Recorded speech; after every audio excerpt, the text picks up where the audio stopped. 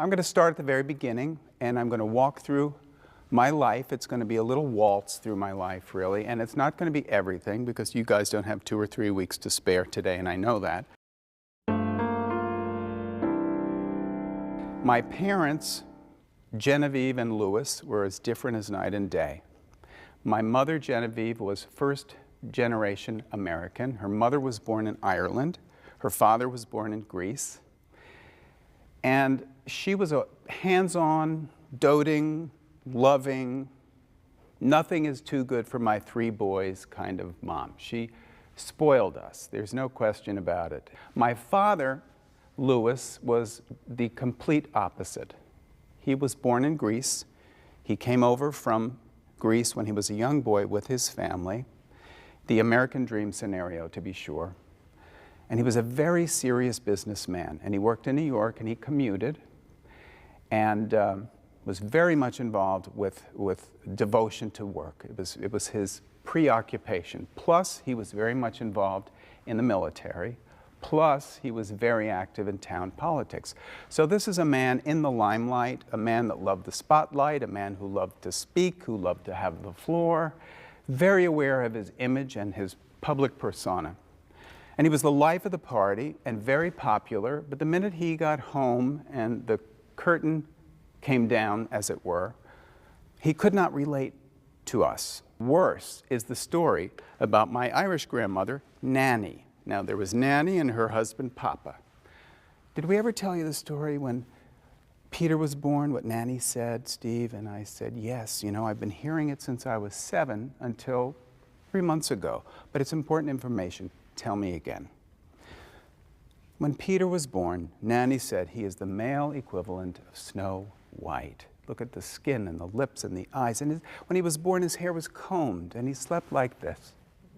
And he didn't make a peep, and he didn't fuss, and he woke up and he smiled all day. Thank you. Thank you. That's important information. Thank you, Uncle Georgie. Thank you, Aunt Mary. Thank you, Aunt Olga. Thank you, everyone. And then I wait for the other shoe to drop. Did we ever tell you what Nanny said? When you were born, 3 days less than a year later. Yes. Tell me again. Well, she didn't say much. She just looked down at the crib and continued to bless herself, saying, Jesus, Mary and Joseph, what an ugly baby. Jesus, Mary and Joseph, what an ugly baby. That's my family. I was a terrible athlete, okay? That could be the title of a book. And I was. I couldn't hit a ball, I couldn't throw a ball, I couldn't catch a ball, I couldn't get a ball in a hole, I couldn't get a ball in a hoop, but I could get hit with a ball, minding my own business. Even though I was a terrible athlete, and that continued through life, it didn't keep me from trying. I tried to play soccer, you know, and they told me very nicely at some point, Steve, you're going to have to make contact with the ball. You just are. I was a lefty, and I thought they need a lefty, and I'm fast, and I can kick it so high, but that doesn't matter if the ball remains on the ground. It doesn't matter. Now, as we got older, Tracy and Peter started to have a lot more in common, the typical boy interests. They like to dig holes, they like to climb trees, they like to get dirty. They especially loved cowboys and Indians, and rifles and guns and tugs of war with that, and the North and the South, and I had no interest in that. So they kind of unconsciously alienated me. And I understood, but as a kid it was very sad for me. I would do this. I would drag my mother into the living room and say, look at this. And I'd fluff the pillows on the couch, and I'd say, look how much better it looks. It was this big. Where is Steve headed with that? I knew not to bring my father in for that experience. While in the living room, I took a chair and turned it just a little bit. And I said, Mom, doesn't that look better? She said, yes, Stephen, it does. I said, I believe that's called catty corner. 6, right? But we had this bond, the brothers and me. So my mother understood that Steve was headed in an artistic direction, but the other boys were not. So the minute Brigadoon was over, I started my ballet lessons. And luckily, it was in the basement of a candy store So there was no storefront exposure. You know, I don't want to get a pedicure in a window, and I don't want to be in tights in a window. I mean, especially then. Now I'm so tired, I'm over it. But then, I didn't want the neighborhood, the boys in school to find out that I was going to take a ballet lesson. You know, in Brigadoon, all the athletes, and I said the intellectuals, everybody was in Brigadoon, and then they went back to the real world. Well, I was in Brigadoon, and I said, I have to dance. See, it was almost like what happens in Brigadoon stays in Brigadoon, a la Las Vegas, you know? But it was, for me, it was the beginning of the rest of my life. So we found a ballet school, we made an appointment for me to take my first ballet class, and down the little staircase I go. And for some reason, I brought long underwear and bedroom slippers for my first class. So I go in to take my first ballet class. And that's all it took. The girls, the lines they were achieving, the teacher, a male teacher who came out from New York every week, the music. In an instant, I knew I wanted to be a ballet dancer. But the minute the word got out that Steve was taking ballet lessons was the beginning of a really nasty change. The phone calls that I made stopped being answered. This is all the men, by the way. The women were totally fine, and they were young girls, but they were fine.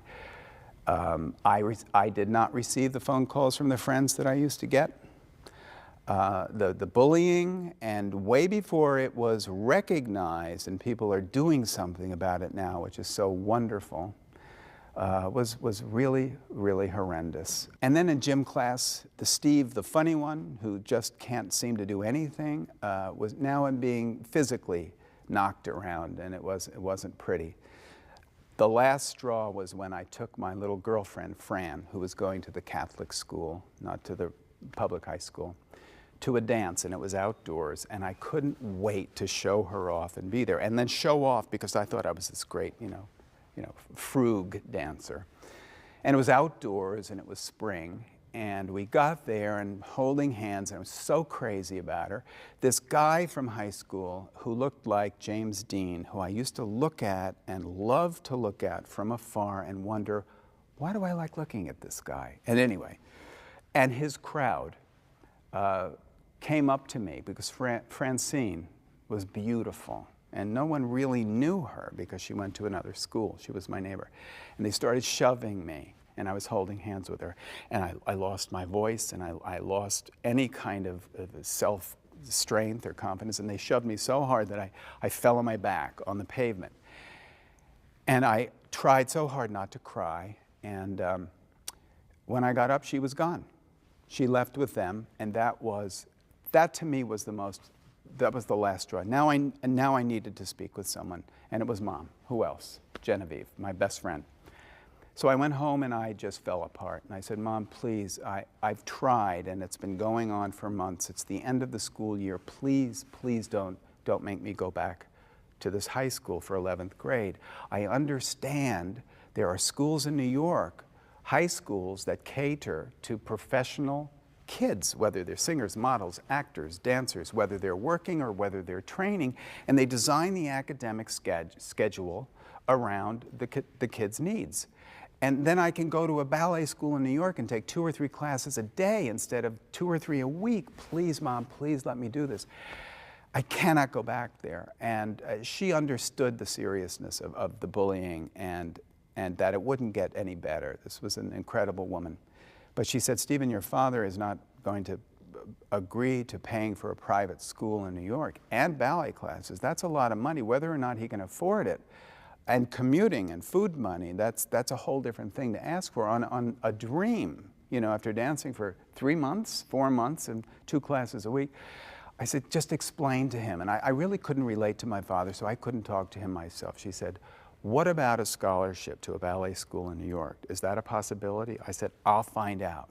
I'll find out from my friends. And she said, I'll work on your father, but don't bring it up. I will let you know. Well, I found out about a school in New York called the Joffrey Ballet. And the teacher came in, he was very sharp, he was military-like, he was very direct, The pianist was very loud. He was very loud. The teacher smoked. The pianist had a cigarette. It was like a movie. It was very dramatic. And I felt I did a great job. It just felt good. It was more my level, too. It wasn't so advanced. So I went back into the office, and the secretary said, well, this teacher feels you're very talented. You've been given a full scholarship, and you start on Monday. Well, I did it. I went to Joffrey every day for the summer intensive for the entire summer. It was 2 and 3 classes a week, and this teacher felt I was so promising that he gave me a private class every Saturday. And it was intense, and I made very quick improvement. But he told me, you're fat.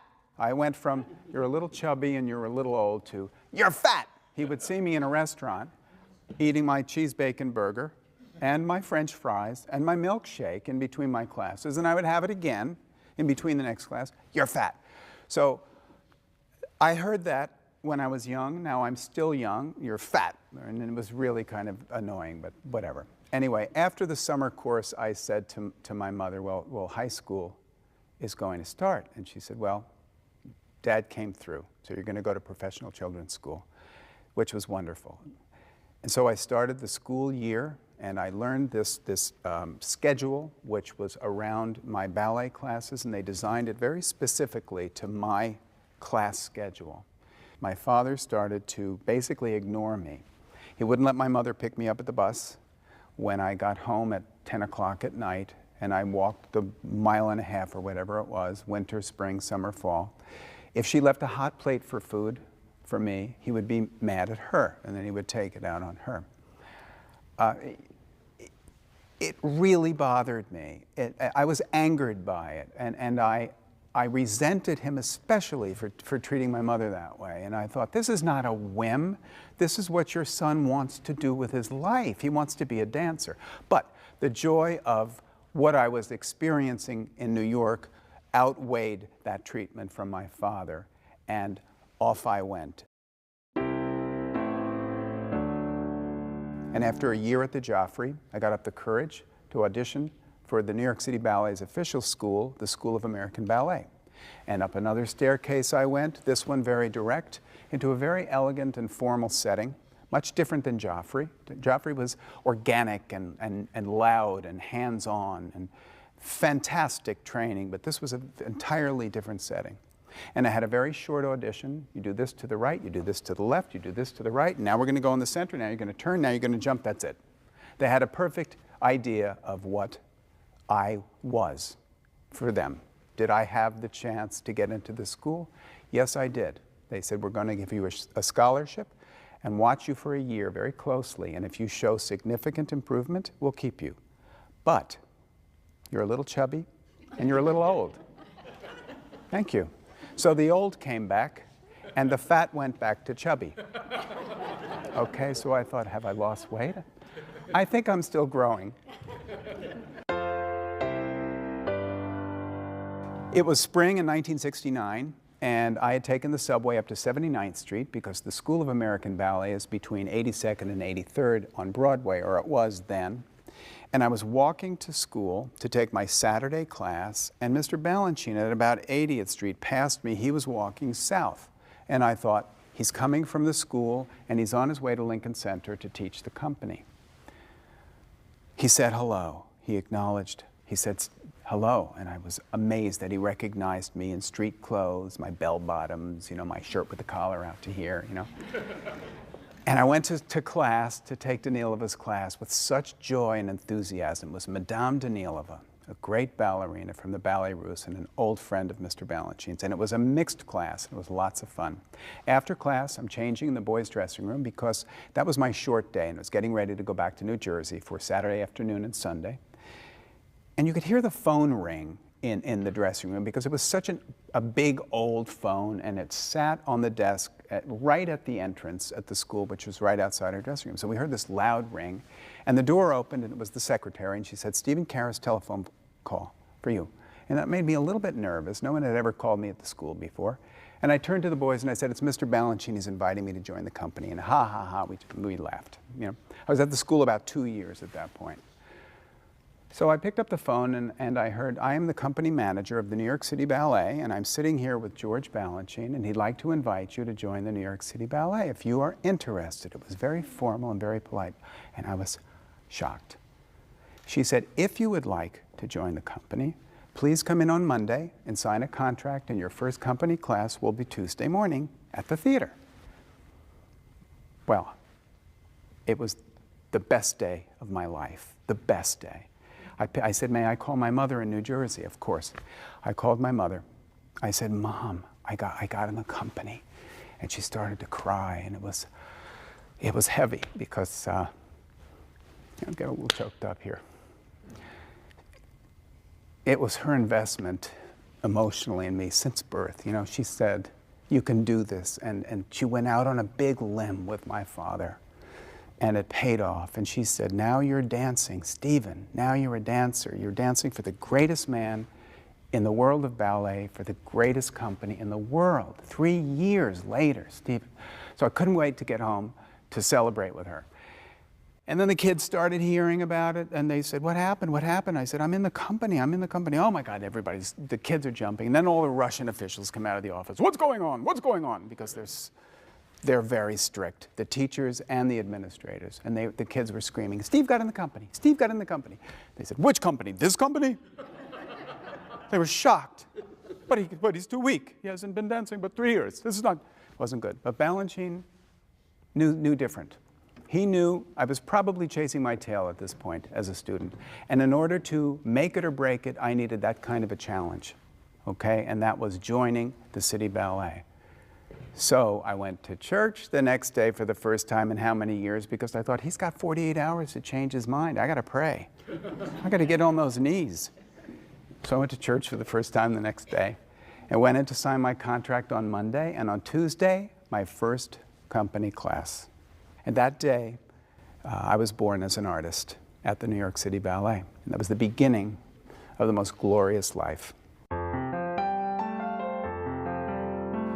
Balanchine wanted to make sure that I was okay. I think that he had plucked this young boy from the school, this less than ripe dancer from the school. So his eyes were on me, and he was pretty remarkable in his support early on in my years in the company. So in the beginning, Mr. Balanchine, in class every day, he was sensitive to my sensitivity, and he understood that I had a lot of catching up and keeping up to do.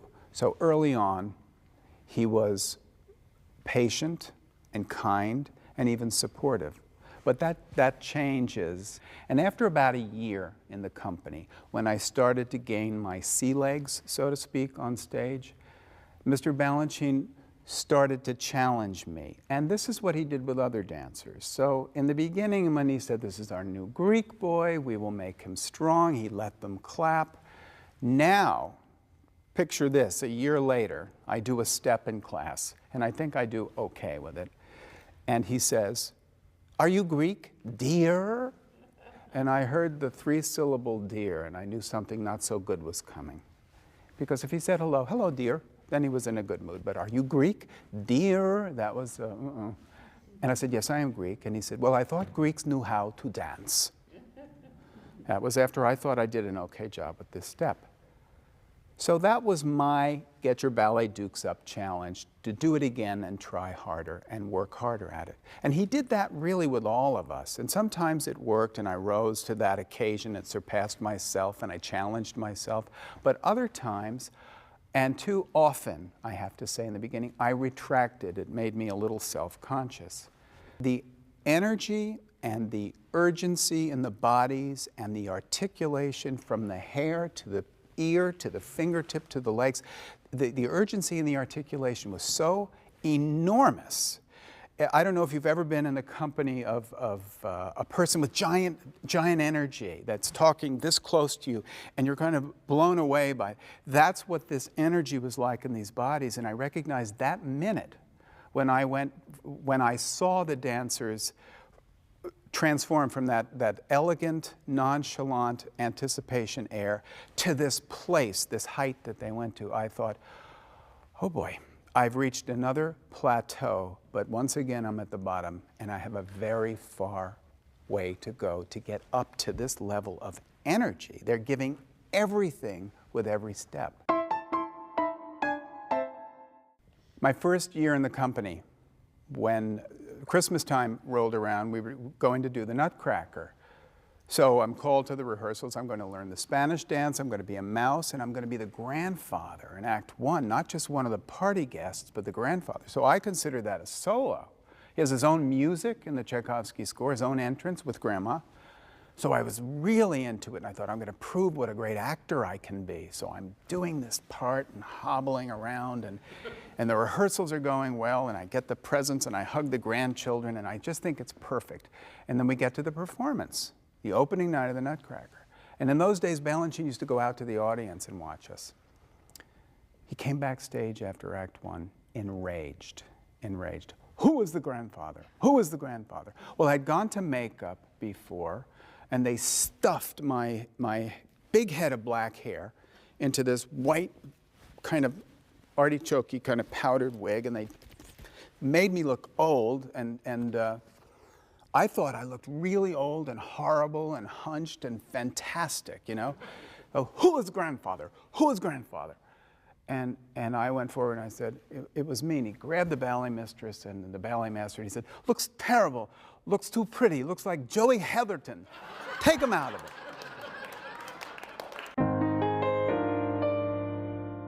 My parents came backstage early on in my years. At first, they waited at the stage door for me.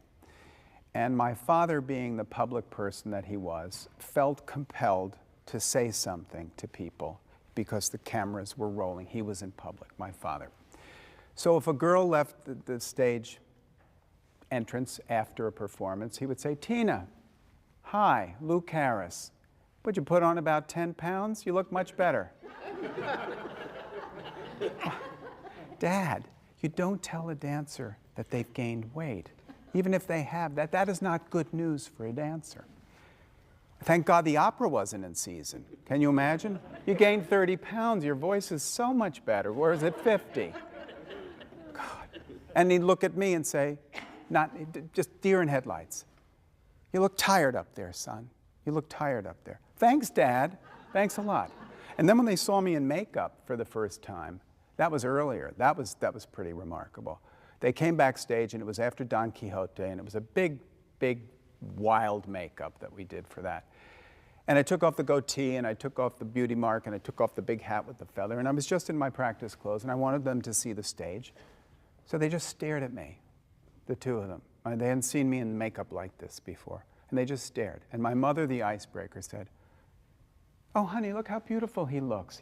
He looks just like Linda Lavin.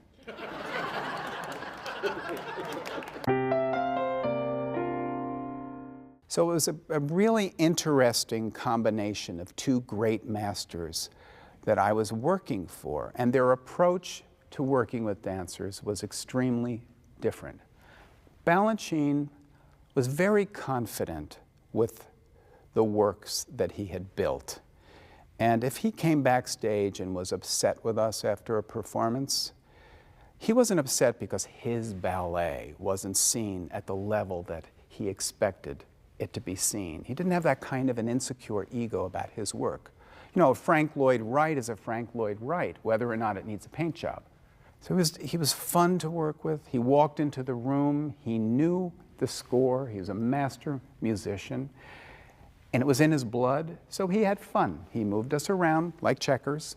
He tried this, if it didn't work, try that, and he'd be happy at the end of the day, and it would work. It would be fine. Jerome Robbins was very different. As accomplished and as talented as Jerome Robbins was, he was very insecure about his work. And he loved Balanchine, and Balanchine was his mentor, and he looked up to him. So Jerry, as we called him, would come in some days, and there would be a very dark mood with him. Jerry brought his problems, his personal demons, to work with him sometimes because he just didn't have the equipment to get rid of it. So when he was happy and he was on a roll, so to speak, things were amazing. But when he was not happy, you became, if you weren't the lucky one, if you didn't dodge the bullet, you became the brunt of his frustration. I would say this: there's only one thing worse than working with Jerry Robbins, and that's not working with him. Because those days were few and far between, but we all wanted to be in his ballets. And they didn't fit your body per se the way the Balanchine ballets fit your body. Balanchine's ballets, for some reason, felt a little bit more natural. Jerry's took a little bit more work in some ways. Balanchine's technical demands were gigantic, but Jerry's nuances were very different. They were subtle and they were tiny. They were both challenges, but so that's a comparison of the two artists, Jerry and Mr. B. It was time for me, after several years in the company, as happy as I was as a dancer, to face the inevitable, which was my sexuality. Now, it's something that I was aware of my entire life, that I was attracted to men and girls. I had a girlfriend. I had a beautiful little girlfriend who was my sweetheart from the school, and we were still boyfriend and girlfriend into the early 70s in the company. And however innocent our love was, it was real, and I adored her. But I had this thing with my sexuality. I thought, why is this not going away? I think everybody's like this, and then it goes away like a pimple or something, because who could you talk to about it when you were a kid, and then you're older, and then you're older, and it's not going away. So I found a friend in the company, a close friend, whose work I admired enormously as a dancer, but more importantly, his integrity as a man. And he was in a successful relationship with another man, so I opened up to him in confidence, and I said, what's it like? And I think I am, I don't know. And over the next 2 years, I just grilled him about it. And one day I woke up and I thought, my goodness, I am gay. It was almost like a light switch. And I loved this person that way, but he was not available. He was in a relationship. So I knew I had to do something very serious about it. First step, I have to come clean with my girlfriend, Elise. So I told her, we were on tour, lots of tears, followed by anger, very rough. And then there's this awareness that I have that I'm gay. I don't know how to be gay. I don't know what to do about it, but I am.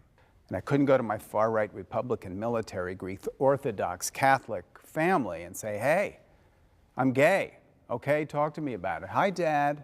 Have you digested the fact that your son wears makeup and tights for a living yet? You good with that? Great. P.S. I'm gay. Goodbye. I couldn't do that with my father. And this was the time I decided I'm going to go to Florida, where my parents were at the time, and come out to my mother. I don't even know if we used the term come out then. I went down to Florida. Dad, stay home. I'll talk to Mom.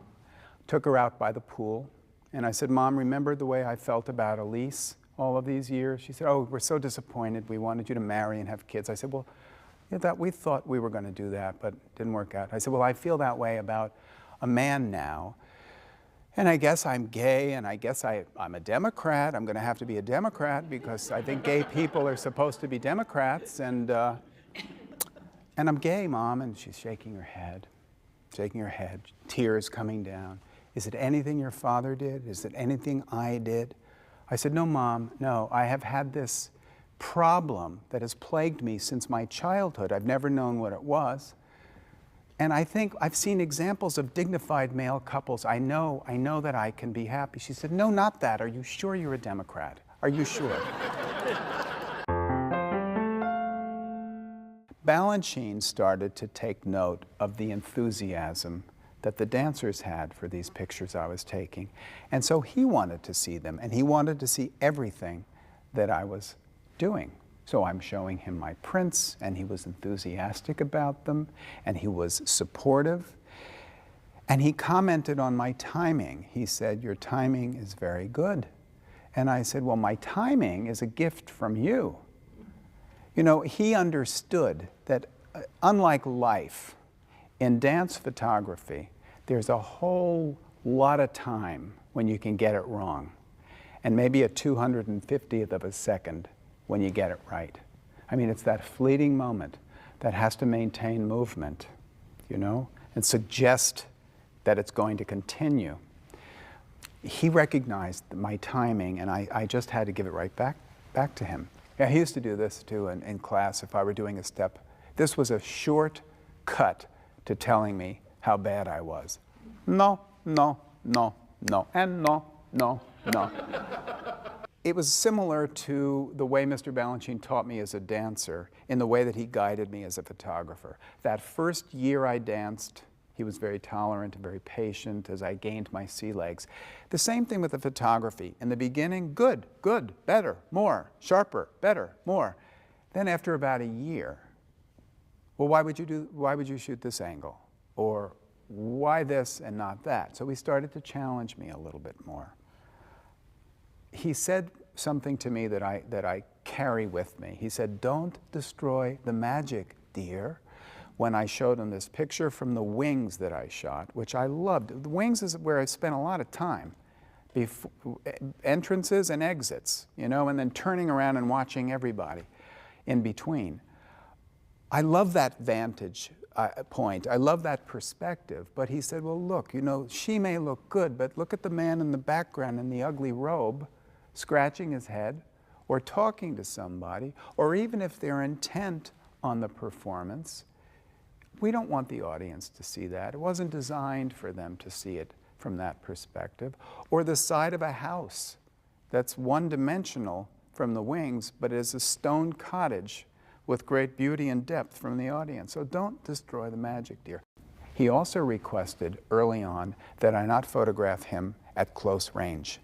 And it wasn't an order, it was a request. He was so elegant. He said, if you wouldn't mind, stay further away from me. You're welcome to photograph me. He might have been self-conscious about the way he looked. We always thought he was a beautiful man, but so I honored that throughout my photographic career. But now I'm juggling two full-time careers because I'm doing all kinds of work for the New York City Ballet. I'm dancing. If I'm not in a ballet, I'm running out to the audience. I'm photographing a premiere for a major publication. I'm coming back. I'm putting the camera down. I'm dancing in the last ballet. And I wanted to quit dancing. I thought I did. And every time I went to Mr. Balanchine and said, you know, I really think I'd like to just photograph. And he said, no, dear, I will tell you when I think you can support yourself as a photographer. It's not yet, okay? So keep dancing. Take yourself out of the harder roles. Have a little bit more time for the darkroom. So he was, you know, when people ask me what Mr. Balanchine was like, a simple answer would be he was part king and part parent. He cared very much about all of us. We were his hand-selected collection, so to speak. He collected shells, semi-precious stones. He saw the spark of the divine in each of us, and he studied us at his school before he decided to take us into the company. We were an emotional investment for him as well. So he wanted to make sure that I could stand on my own 2 feet, and he felt this way about everybody in the company. So when he saw that I had this potential future as a professional photographer, he was very relieved that one of his dancers, at least one more of his dancers, he didn't have to worry so much about. Because in spite of the fact that he was George Balanchine, he felt that we gave up so much for him. Can you imagine? That he wanted to make sure that we were okay.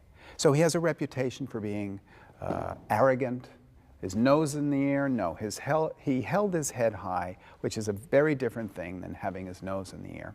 So he was just wonderful with me with regard to this photography and the support. There were no people that were allowed to come in, regardless of their status as photographers, to photograph the company. It was a very private world. Martha Swope was the reigning dance photographer at the New York City Ballet. And she was a very accomplished photographer in dance and also in musical theater and in theater and also in film. So Martha was the one that shot for all the major publications and all of the major newspapers, and anything and everything that wanted a picture of New York City Ballet came to Martha Swope because she was the reigning photographer.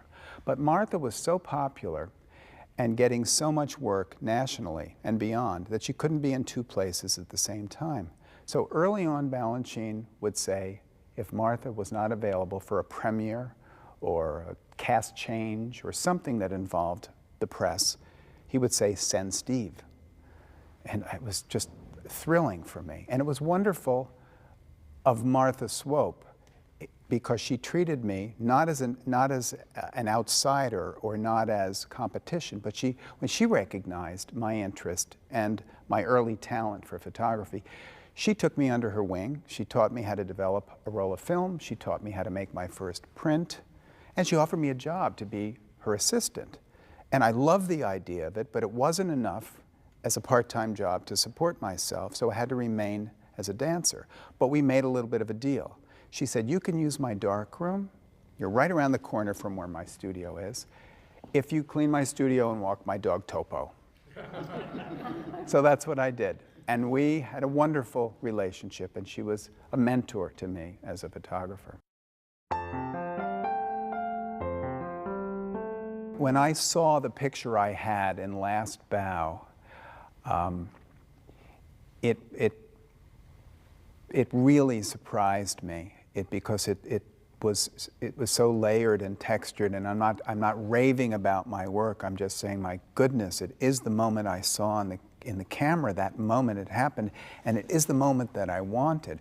So when Mr. B, I put the picture away, and when Mr. B died, and Peter Martins was really the heir apparent, along with Jerome Robbins for a while, but it was really Peter Martins. I had one print made for Peter.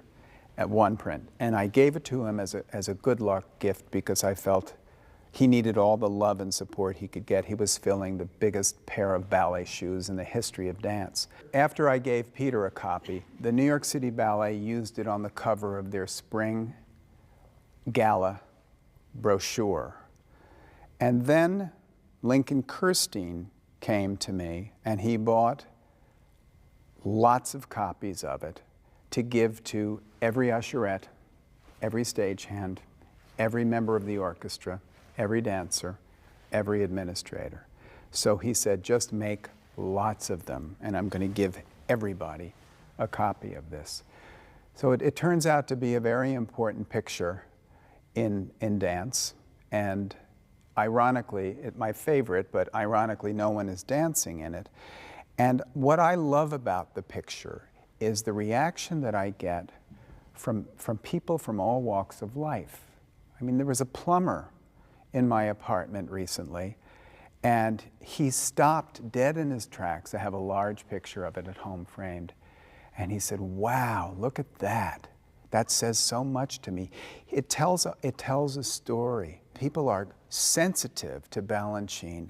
I see him as ever young and beautiful, but a lot of people see him as a little bit weaker there, a little bit fragile, holding onto the curtain, which he loved to do, but maybe in this picture he needed that for his balance a little bit more. So what I love so much about it is the reaction from all kinds of people, because ballet needs all the help it can get these days. And if that, is an entryway into people developing more interest about that world, it says so much, so to others. So that's one of the things I love about it the best. As the years went on, both photographing locally and in my travels, I started to get invitations to teach a company class or conduct a rehearsal of a ballet that I had been in that this company is now doing. And my initial reaction was, I can't do that. I've never done that before. I've been the student, and I've been told what steps, and I have to be responsible for a great class. And I thought back to those 15 years I waited to take my first ballet class, and I said, never again am I going to let fear get in the way of me trying what's under my nose as an opportunity. I also was longing to get back involved in the studio and to teach, because not only do I love ballet and did I miss the actual act of it, I'm now studying ballet through my camera all of these years, and I know so much more about it than I did when I was dancing, which is always the way in life. And I thought, I know so much about this. I can be a wonderful teacher. So I took these opportunities, and I taught a company class here, and I taught a company class there, and I conducted a rehearsal, and I realized that I really loved this. And these experiences led to my work with various arts centers and various institutions as a teacher, as a guest teacher, teaching a term, teaching a semester, moderating a conversation, interviewing a director of a dance company, speaking on my own and lecturing. And this introduced me to all kinds of new dance companies. Now, up until this point, for many, many years, other than the Twyla Tharp Company and Pilobolus, the only dance I was photographing was formal classical ballet. And now in these educational settings, companies are either traveling through town and I'm going to do a lecture with the director. Well, can I photograph you? Well, now it's Momix, or it's Streb, or it's the White Oak Company with Baryshnikov. So I have all of these great experiences, and this led to development work. Now, I never dreamed I'd be a fundraiser, but all of these things inclusive brought me to this place as a fundraiser. And I'm invited by a dance company and a theater company to become a development director, which I'd never done before. And again, that challenge under my nose, I thought, why not? I've been recognized as someone who knows so much about an art form, having taken so many chances and so many opportunities over the years, that they're thinking, and I thought, good thinking, this man can actually be a spokesperson and a messenger for and an ambassador to these companies. And he's passionate about this art form, and why not? Well, of course, there was initial fear in development, but I went into it. It was quite wonderful.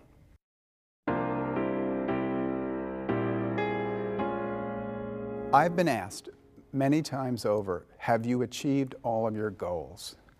Well, I really don't know what to say when I hear that, because the only goal I really remember is wanting to dance, and I achieved that.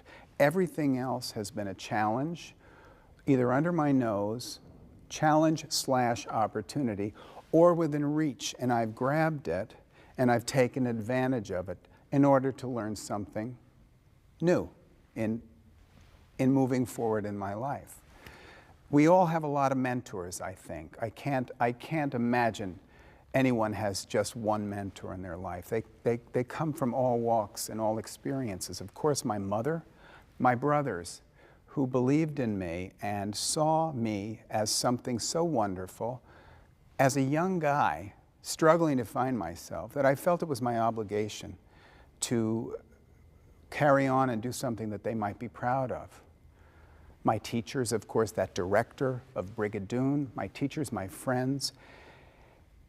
And even though my father and I had a really bumpy road together for most of our lives, you know, I had the courage to ask him years ago, after Mom died. I said, Dad, why did you do that? You got up from the dinner table when I sat down and you walked away. Why did you do that? That was just, and you were not good to Mom. And I don't remember that. Now, he did not catch the selective memory problem from my mom's side of the family. He truly didn't remember it. And I said, you know what, good, because I wouldn't want to remember that either. And I carried a lot of anger around with me about that. But years later, before my father died, he said to me, Stephen, remember when you wanted to go to the Joffrey School and study, do your high school in New York? And I said, of course, because I did. He said, well, I was dead set against that. I said, well, I figured that, but it worked out. He said, it wasn't going to happen until the 12th hour, and your mother scared me. She came to me, and she said, if we don't do this for Stephen, we will regret this for the rest of our lives.